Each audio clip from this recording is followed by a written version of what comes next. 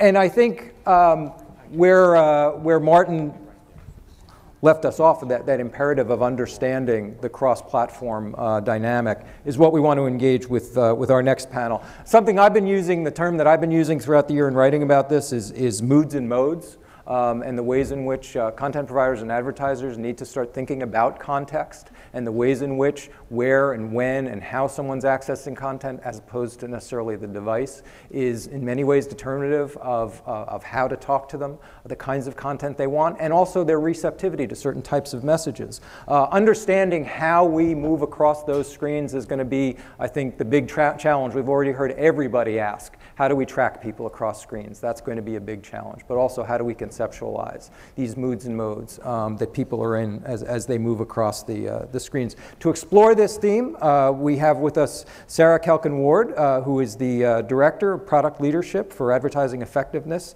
at Nielsen. She spends most of her day thinking, writing, and researching how the effectiveness of advertising campaigns across platforms, across day parts, and she has been one of the innovators in bringing brand measurement into Nielsen. Please welcome Sarah. Great. Thank you, Steve. I want to say thank you for staying and getting up early on a Saturday morning. And to my panel, who are so busy, most of them flew in last night. Thank you so much for being here. What we're going to go through today is really looking at what are some of the trends that we're seeing across screen. What are some of the pain points that as marketers and researchers we are hitting across that three-screen or multi-platform planning and measurement, and what are the opportunities for us right now and what we think they might be in 12 months' time as well. So with that, I will introduce myself and then have my panel introduce themselves as well. So as what Steve said, I work for the product leadership department of Nielsen Online, or Nielsen I should say, and I've been drinking that Kool-Aid for almost 10 years. And my role at the moment is working in multi-platform studies. So I am, from the product marketing side, involved in all of those campaigns that Nielsen runs so that I can feed back more effective ways that Nielsen can help clients measure this and to help clients execute it in a more effective way as well. So, Steve. Matt. Oh, sorry, Matt. Matt DeGannon, that's okay, it's early in the morning. I'm Vice President of Mobile Product Operations and Strategy at Gannett, and my team of very dedicated professionals oversees a portfolio of about 500 applications and websites across our 123 properties. I'm proud to say Gannett is actually a mobile-first company and shifting very aggressively towards that. One of our properties, USA Today, was named Mobile Publisher of the Year, and we just had 4 of the top 16 apps in the iTunes store. So we're rocking and rolling and working hard, but it's a never-ending complex environment, as we were talking about before. I'm Tamara Gaffney. I work at Adobe. Just a little show of hands. Can you tell me if you have an Adobe product that you use? Yeah. So we actually handled on Black Friday and Cyber Monday over 50% of all US online transactions through the Adobe Marketing Cloud. Most people think of us as Photoshop, but after the purchase of Omniture, we're now a very big part of the marketing technology landscape. I have a background in advertising, and also I used to work for 3 different companies that all got acquired by Nielsen. So I used to be in product management. I have 2 patents in mobile data collection methods, and now I analyze data in the Marketing Cloud, which is billions and billions of transactions of data, and I produce reports. They look like this.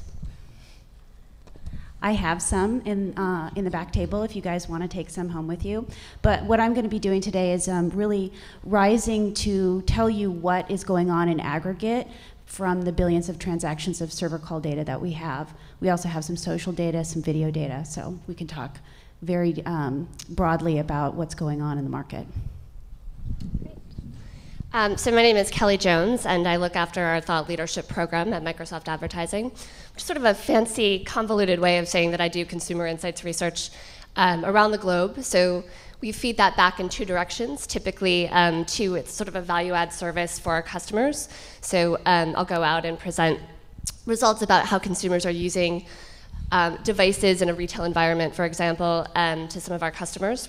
And then now Microsoft is actually taking a little bit of a different track in the sense that they really are very much focused on consumer first. So this is heartening for me because then I also get to go back to the product teams and our engineers in Redmond and let them know about the white space opportunities that we're seeing in the marketplace, the points of friction that consumers are having, so that they can actually build tools and products against those points of friction.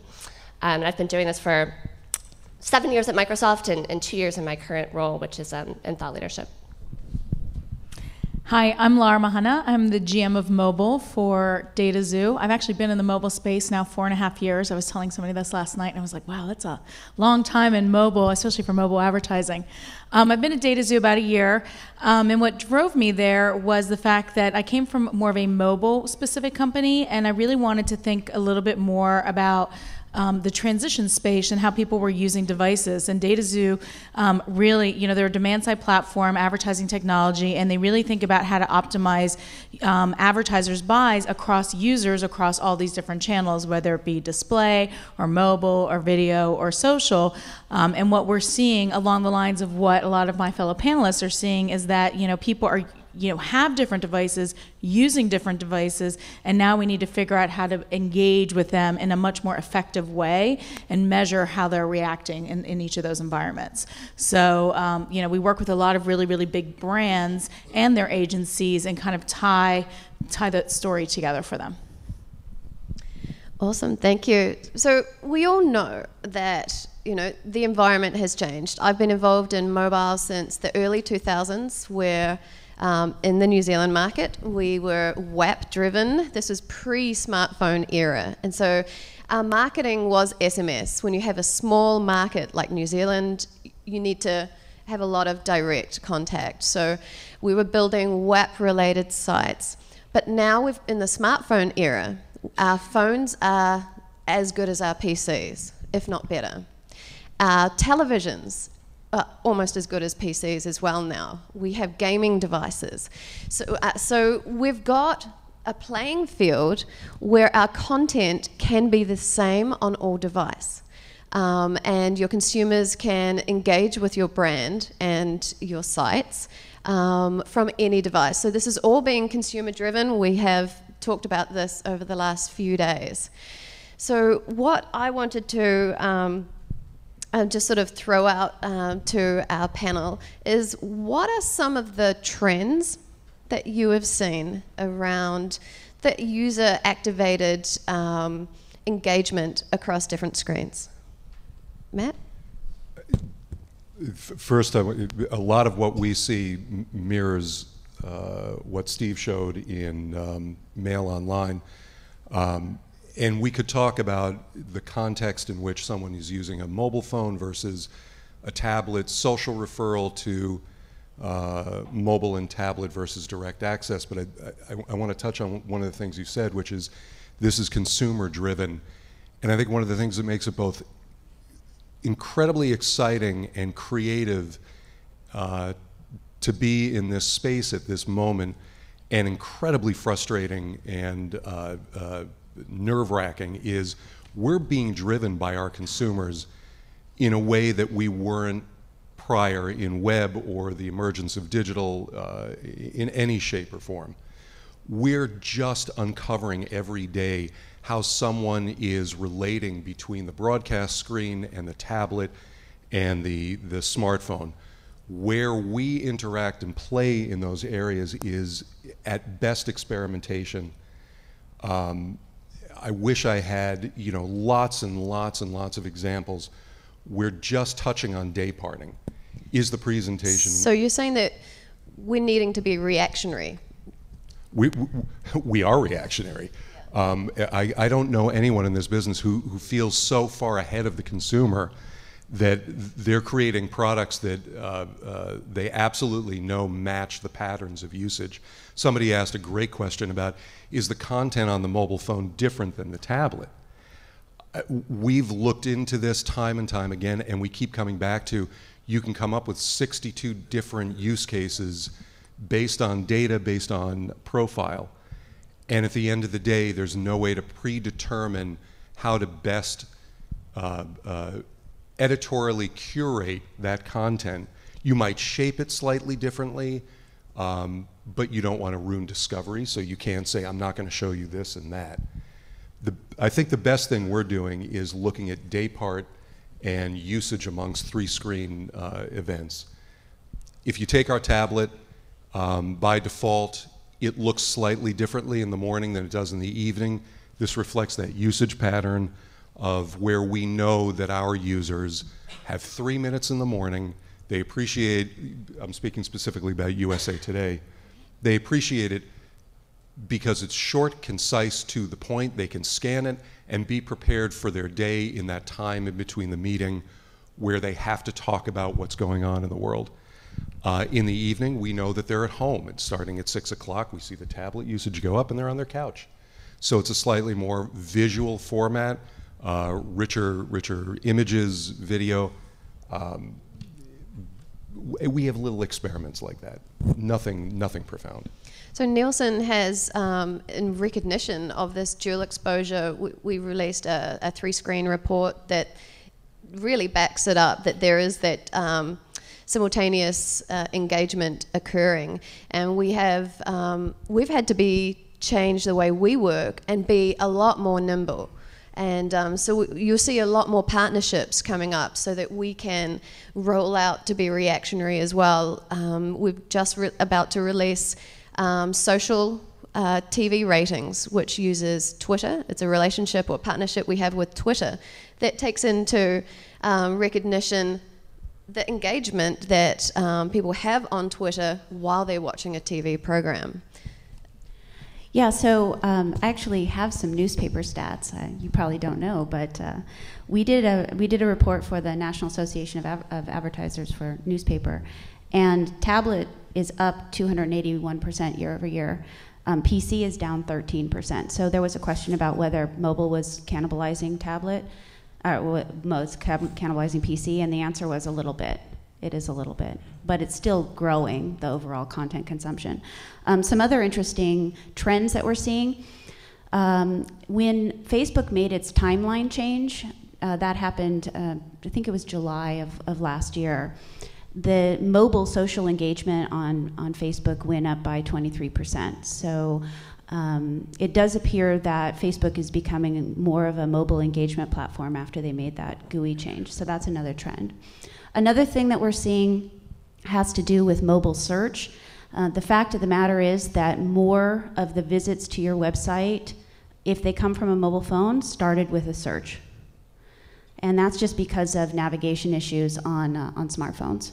But it's also a very important thing, we can talk about it a little bit more later if there's time, around whether or not you have a mobile-specific search strategy and how robust it is. The other area that I think is trending, and this is going to be really interesting to follow, has to do with video. And we're seeing at Adobe, we track our own metrics, and what we're seeing is that when we put out video content, we get much higher engagement on social, we get much better usage on mobile, and we also get better search, natural search. So I actually think, I'm just going to go out on a limb and say that one of the biggest trends for this year is going to be about video content. And I know you heard about the Super Bowl. We did an analysis of the Super Bowl. We find that mobile video consumption doubles on major sporting event days. So it's a great opportunity for an advertiser to get in there and do some advertising on mobile, capture some big viewership. And so those are some of the key trends. We have a lot more, but we'll move on to others. Thanks. So before I get into trends that we're seeing, I wanted to just comment on Matthew's point about the fact that we're all sort of feeling reactive to consumers. There's a well-known quote from Henry Ford where he talks about the fact that, if he had asked consumers what they wanted, back then he probably didn't use the word consumer, but people what they wanted, they would have said a faster horse. So I still think it's very important to keep in mind that we're the innovators here, so once we understand consumer behavior, it's still important that we kind of figure out ways to find the frameworks and the patterns so that we can make it easier for consumers and actually get a little bit ahead so we're not constantly on our heels. But at Microsoft, we're doing quite a bit of research around consumer consumption across screens, but not just sort of the what they do on the screens, but actually the underlying need state behind that behavior. And we feel really strongly that if you understand that motivation or need state, you're in a much better position to actually build products that effectively meet the consumer need, but also as an advertiser or marketer, message out appropriately. And what we're seeing is that there are these really interesting interactions that consumers have that are very different on the mobile phone, on the tablet, and so forth, but also that there is quite a bit of simultaneous usage. And in fact, we have a study coming out in March that's actually uncovering 4 different very common patterns of what we're calling multi-screening, one of which is, I think Nielsen talks about quite a bit, which is that kind of lean back television watching behavior while you're actually enriching or amplifying that experience using a tablet, which we found to be really an interesting pattern for marketers, because all of a sudden you don't just have one screen to work with, but you can start thinking about ways to kind of amplify and make your message even richer by using the tablet alongside the television. So that's one example. We have a lot of other patterns that we're watching and building more analytics against. My turn? So a couple comments to some of the things that people said. In terms of content on mobile, I agree that in publishing, it's a little different because you're producing content and people probably have similar interests. But when you are maybe an e-commerce site or something that, like a mobile banking site, it is actually different. And we see it also from the advertising perspective that you have to kind of know what device you are hitting your users and how they're going to engage with it. Because if you're trying to get them to sign up for online banking and you've got a 5-page form, it's definitely not going to work on a mobile phone. You might get a little bit of traction on a tablet because it's a little bit more like a web experience, but you really have to think about those things. So from content, it's one thing, but when you're thinking a little bit about utility and retail and shopping, there are sometimes differences, and the devices will determine the best way to engage with those users. What we're seeing a lot at DataZoo, and I think it's kind of been touched upon here a couple times, is video definitely is on the rise, but that's really in relation to the fact that tablet is just growing in leaps and bounds. It's growing faster than smartphones. I mean, when the first Apple smartphone came to the marketplace in 2007, it changed the way we all think about the space. It completely altered the path of mobile. Then the tablets came out. I would actually suggest they were a little slow to start, but they've really come on with a force. There were 17 million tablet activations on Christmas Day alone in 2012. So it's completely eclipsing what's happening in the smartphone space, and it's more of a transitionary device to what people are doing on the PC. So if anything, I think it's putting pressure on what's happening on desktops and laptops versus what's really happening on smartphones. Phones are really your one-on-one device. They're going with you everywhere. The way you engage with it and what you do tends to be, you still have this entertainment factor, but it tends to be a little different than what we see on tablets, where they're really being much more engaged in the creative side, where video really, really comes into play. So we're seeing a lot of different patterns. We've done some discussions with some of our partners and looked at kind of usage patterns, and some interesting things that we're seeing is in the app space already, the app usage is already exceeding that of web browsing. Overall, what it's doing now is actually it's catching up to TV usage. In certain countries around the world, the smartphone content usage has actually already exceeded that of TV, but now what we're seeing is that people are really using these devices so much, and that's where they're consuming their content, whether it's from information or watching TV or social or communicating, or whatever it is they're doing. They're really using these devices as their main form of transacting, researching, commerce, engaging, communicating, everything. So it's really interesting to see those patterns, and as companies up here, we have to, even if we are reactive, we still have to be innovative in how we utilize these devices. Yeah, I don't mean to say that we're not. I feel Well, like I didn't mean it as a hit either. It was more of a, there's so many different kinds of companies out there. there's so many ways of attacking this, and from an advertising standpoint, we are actually developing products that take into consideration the commerce component. But I think it's aspirational to say that we can form yet as companies definitive statements about how people are using this, because it's exactly the point. It's changing so fast. My 20-month-old daughter, she's had all these tools since she was born. She knows no difference between one screen to another. She starts swiping the television screen, trying to go to her favorite apps and stuff, which doesn't happen on our television screen. But that's Not the yet. expectation, not yet. That's the expectation of consumers, that I should be able to engage with your brands, whether you're a publisher or an advertiser brand, on any of my devices. So, Tamara, you've got some actual point of sale type insights to share. Yes, I do.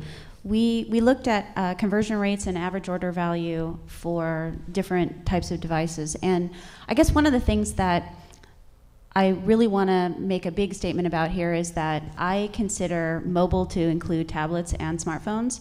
But when I think about what I should do, I think of them in two different ways, because they're actually very different. What we saw was that smartphone conversion rates on average were 0.6%, whereas the tablet conversion rates were 2.3%, and PC was 2.5%. So it really starts to look much more like PC visits than smartphone visits when you're looking at that viewpoint. The other side was the average order value. So we do have a lot of retailers, and they're very big retailers in our data set. And the average tablet sale was $123, whereas a PC sale was $102. So it's $21 more you're getting out of a tablet visitor. Now, as an advertiser, if you're a retailer, then you should be targeting tablet visitors because they spend more. And why do they spend more? Well, it's possible it's because they're more affluent. It's also possible that they're more gadgety, or just tend to buy more expensive things online. But it's also becoming quite common to have a tablet. So at some point it starts to become a question of, well, are they actually just having a better experience, which leads them to buy more? And I don't know the answer to that yet, but that's actually an interesting kind of conversation. So, when you're a retailer, if you don't have an advertising strategy to pull in tablet visitors as an acquisition vehicle, you might want to think about that. So we've established it's happening. There's a lot of dual usage across all screens. It's all consumer activated. So let's talk about some of the pain points that we have as marketers to set up an integrated campaign. Luann from Furniture City yesterday was talking about, even before she had a mobile strategy, people are going to try and engage with you on mobile, and if you haven't optimized your mobile site, then you can have a big bounce rate, and that's what you had mentioned yesterday. So let's talk about this a little bit. What are some of the, Kelly, what are some of the pain points that you're coming across? Well, I think, I'm sure this has been discussed throughout this, but I think measurement obviously is a big pain point, especially as it relates across screens if you're trying to have a comprehensive experience, which consumers, we all know, expect. How do you actually measure the effectiveness?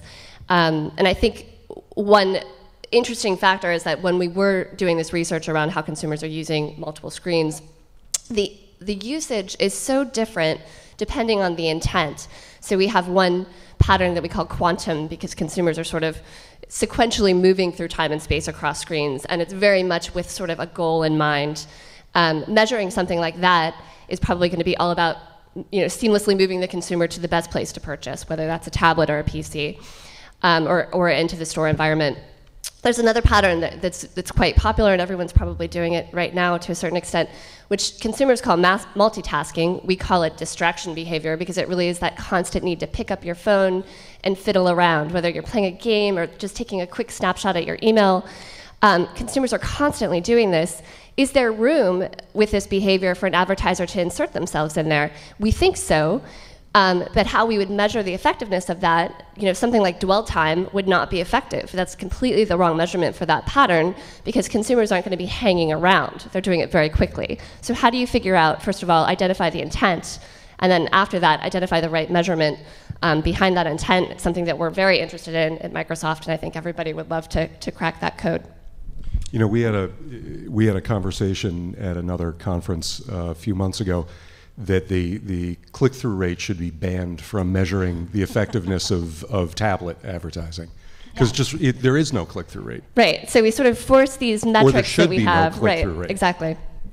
I would even say not only measurement across devices, but measurement within devices is still a challenge. There are a lot of companies, and everyone's working aggressively to figure out how to go between web and app, but I can't say that anybody does it at scale 100% super easy and it works, right? People have figured out pockets and figured out pieces, and we can start connecting the dots, but that's really what's been really limiting everything. And I think as we're thinking across devices, instead of thinking about, well, apps have IDs and, web, desktop have cookies and mobile web, it depends on the device that you're in, we're really, really challenged. So, one of the things that we are constantly saying is like cookies out the door.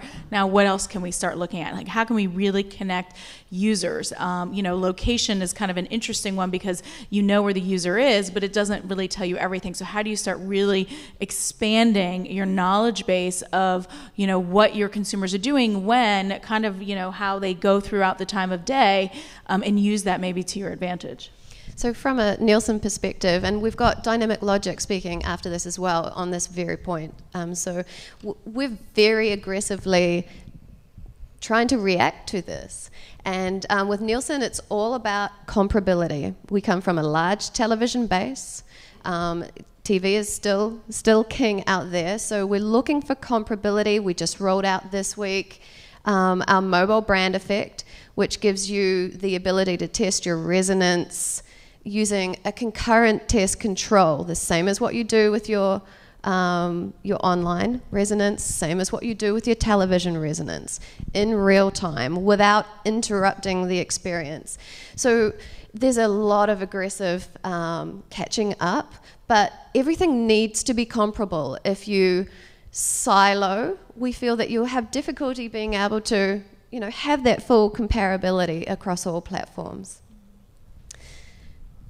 There's also a topic here around whether your content is ready for mobile. So that I just want to raise that point. It's probably one of those things you've talked about already for 2 days, but there's an Aberdeen Group study that says that less than 60% of retailers have a mobile optimized site yet.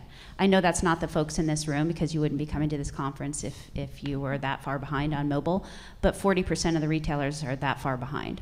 So I just want to acknowledge that there is still a lot of footwork to do to make your programs, your organizational structures work across multiple devices. And just having a siloed team of mobile people that you throw like 10% of your resources at and then hope that they can pull out of their big hole is probably not going to do it. So I would second that, to the point that a lot of retailers don't even realize that the shopping carts that they've integrated on their desktop page, their desktop sites, have a 1x1 pixel, which is flash-based, and it doesn't work on iPad and iOS devices. So, they've got to really think about that whole strategy. Yeah, sure, we can try and convince Apple to change their ways, which hasn't been that successful. Or, no comment. Right, I figured you would like that. I'd like that too. But, the flip side is, that's prohibiting some of the measurement side. So outside of just the site working, does your point of service, the point of sale device work on these devices? So it becomes really, interesting how people start altering their strategies as they start going into mobile and making sure that it works in this environment.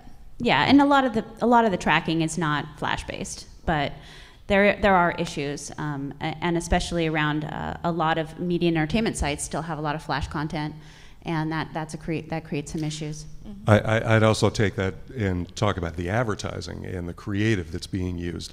there's still that hideous drive towards using flat IAB creative across every device, regardless of how many studies we have that show really good, engaging advertising works on tablet in a way that competes with the content itself, and that you can drive users into that experience very successfully, but still there's that constant drive towards the old formats. I love this conversation, because I completely agree with you, and I think part of the problem isn't convincing people of the engagement, it's cost, right? I find that a lot of these advertisers, because we're working with these agencies and brands, and they're saying that mobile video, mobile rich media is cost prohibitive, but it is much more engaging on tablet devices than mobile phones, even though it works on mobile phones. The tablet environment, there was an article, I think AOL and BBDO put out a couple of weeks ago, which talked about the motivational factors of people, smartphones specifically, but I think an index is even stronger for tablets, where it's like this me time. They want to be enriched. They want to be engaged. It's not about messaging always. It's just entertainment, really. But what's really interesting is that we got to move a lot of these advertisers away from, these DR type campaigns, all performance based, driving the price to the bottom, because that's what's driving all of these really flat banners. They've got to start thinking about lifetime value of their users. What does it mean to really engage them, capture them, and get them to come back again and again and again? And these types of experiences, I think, are going to be much more apropos to this type of thinking, as opposed to always worrying about driving to the lowest cost. But then there's CMOs who are saying to their staff, and I'm sure you guys are in this boat, I want to know how many dollars were driven by marketing. I want that number to be 20%, and I want you to be able to prove it. And so then you become somebody who has to measure everything by what kind of marketing dollar you drove through a mobile. Well, I think that's a very interesting point, because it goes to incentive. And how are the incentives aligned across the agency, the CMO suite, and the line marketer and the publisher? It's a really good point. We're seeing with some app companies, I'm not going to mention the company, but a big gaming company we had a discussion with, who was very driven by the same metric, and the CMO was like, nope, I only want this type of a cost per acquisition. But what they found was they got all these downloads of these apps, and then they stopped using them. The drop up of app usage, because there's so many, is so large. So they've started to alter their approach, and they're kind of in a gray area right now. They've got to figure out what their strategy is moving forward, and where they're looking is to that lifetime value now and how to grow it. So you're absolutely right. I mean, the CMO is going to come in and be like, it's all about cost. But over time, we're starting to see some of these conversations switching, and it's a good thing for all of us up here. So let's start to wrap this up a little bit, and let's just have a quick 30, 60 seconds from each of you. First, on what do you feel the opportunities are for us as advertisers right now, and where do you think we will be in 12 months' time? Where are those opportunities going to be? Let's start down the end of the line. So I think the opportunities for advertisers is, if you're not investing in mobile and tablet, I'm going to put them together as well, then you really need to start doing it, because your users are there. Regardless of all the measurement issues, consumers are migrating to these devices, and that's where they are, and you need to have that conversation. Trust us in the industry, because in the next half year to a year, what we are doing is we're figuring out the measurement piece. That is a priority. Understanding users across channels, across devices, what they're doing, how to communicate them with at the right time, on the right device, in the right place, is what the entire industry is focused on, and we are going to figure this out. And I think that this is the year where we're really going to start making some of those strides.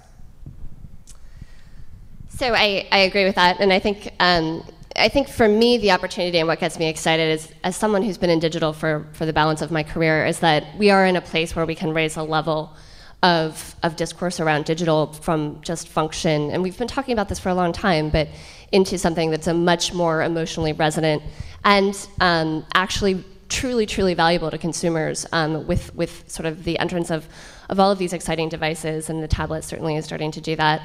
And then secondly, I think that having that sort of universal ability to track consumers across devices, understanding their intent, which is incredibly important, and then meeting that need and being able to measure off the back of it is something that everyone's working on, and certainly I think in 12 months, maybe a little bit more time, we'll be there. So sneak peek of a press release that will probably come out in the next week or two. Tablet visits overall in the United States are about to surpass smartphones. And that's going to be a pivotal kind of change point where if you have one thing you can do, focus on tablets, because what I'm finding is that there are too many things to do and it's easy to get distracted or just kind of get paralyzed. But if you can do one or two things on tablets, I think that's really going to serve you well in the rest of this year in 2014. As far as future trends go, this is going to be small. It's going to take a while. It'll probably be 2 or 3 years before it impacts you in any measurable way, but it's going to be that smart TV stuff that's coming next. And that's going to be a whole nother area for you to kind of have to figure out how does your content show up and how, what kind of engagement do you want to do in that sort of platform. Yeah, I think that's what gets me excited over the next 12 months is the intersection. We have 23 broadcast stations, so we're looking constantly at how do we intersect between devices and that big screen. And I would agree with you, the smart TV is going to be a pivot point for us. But I would also say in 12 months that the numbers will be so compelling, so overwhelming, and so clear that it will force both the publishers and the advertising community to seriously reevaluate the market spend and the time and effort in creative that they put into mobile and tablet. Awesome. From a measurement perspective, if you are adding in a fully integrated campaign analysis, keep it really simple. We can be so granular with mobile. We talked yesterday about starting with easy, simple, incremental steps in your mobile strategy. I really recommend that as a starting point. We can speak to dyslexic mothers from Ohio on our mobile, but we can't get to that level necessarily from our digital and television campaigns. So if you want comparability to get a clean, a benchmark to start off with, just build on, keep it simple. So Steve, any questions? Yeah. Any questions?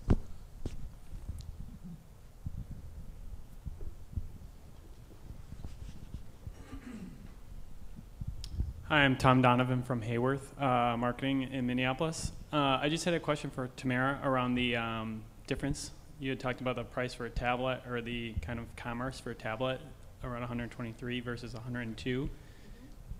Was that factoring in the same way that we've talked about last click mentality? Like, is that factoring in the kind of previous pieces to that, and how is that kind of? The attribution question. Yeah, that was based on the device detected by the browser stored in the analytics data, which is the inbound information of what that browsing event is coming from at that moment. It doesn't take into account that you could have browsed on a smartphone, walked away from that session, and then come back on a tablet and converted. Yeah. I also have a question for Tamara. Sorry to pick on you. Can you talk more about the tablet versus smartphone visit coming report? And also, what do you attribute that to? Is it lack of apps usage on tablets or something different? Yeah, it's actually a combination of things. That's a good question. First of all is, yes, there is more actual browsing going on using the Safari browser mostly. And so you're accessing more that way. But the other thing, and this is very important, tablet visitors just turn more pages. They visit more, they just have more usage. And so they're growing in terms of the number of people who have a tablet that they carry around with them, but also the amount of usage that they perform is so much larger than a smartphone that it's starting to overtake in both visits and in page views.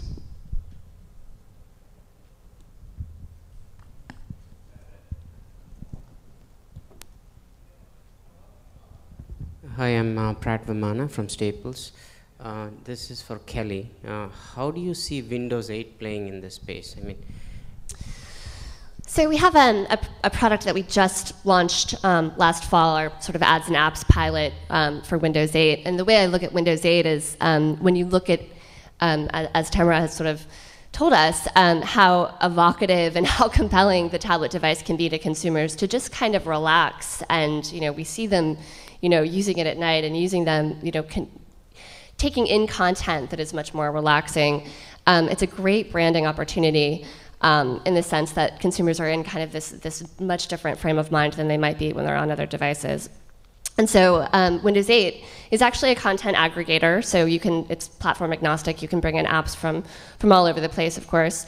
But at the same time, we have a ads and apps ad unit that basically kind of corresponds to this need state of that kind of discovery and exploration that consumers have. So ideally, how many people own Surfaces in here? Nobody.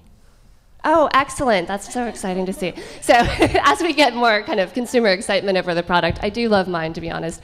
I think we'll be seeing some traction there with a very different kind of experience and a very different kind of ad unit. Great. Well, thank you so much. I know that Tamara, if anyone wants some of the stats that we've been talking about, I know a number of our panelists, have some additional information, so definitely reach out to us. Thank you very much, Sarah. Thank you. Thanks, panel.